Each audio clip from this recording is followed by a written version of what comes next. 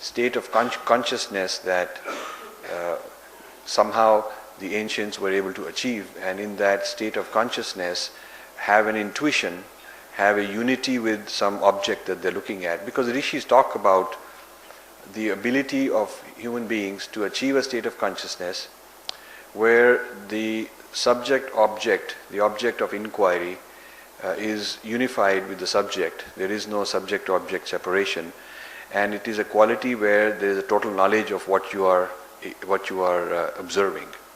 So the observer-observed unity brings about a different kind of insight, and it is not something we can fully understand today, because I don't know if there are people today who can demonstrate that. But the evidence is that whatever predictions they made seem to be in many cases quite amazingly accurate. So the question that this leads to is whether there is such a thing as inner sciences, empirical inner sciences. Outer science has to satisfy the empirical criteria that it should be verifiable, it should be reproducible. So if you do an experiment, somebody else should be able to do it, and if they satisfy all the requirements, it should produce the same results. Well, the yogis claim that there is an inner science which is also verifiable, that if you follow a certain process for long enough and in a clean environment, just like you have to have a very clean room to conduct a high energy particle physics or any kind of a very sophisticated chemistry experiment. So similarly, the equivalent of an inner clean room has to be created. The inner silence, inner stillness has to be created. And if certain processes are carried out, you will observe certain things, and this is verifiable by others.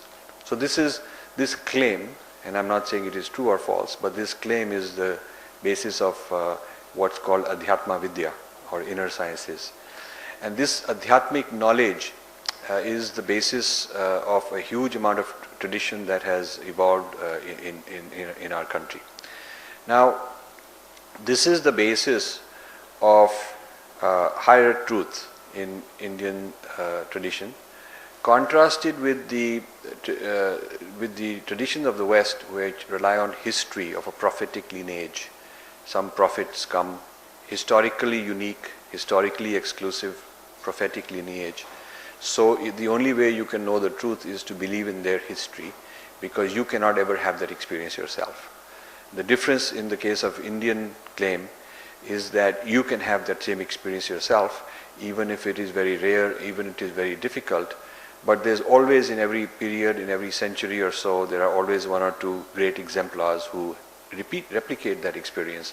And so that same knowledge gets refreshed and retransmitted for the new generation. So we are less reliant on history of the discovery, because we can empirically reproduce it ourselves.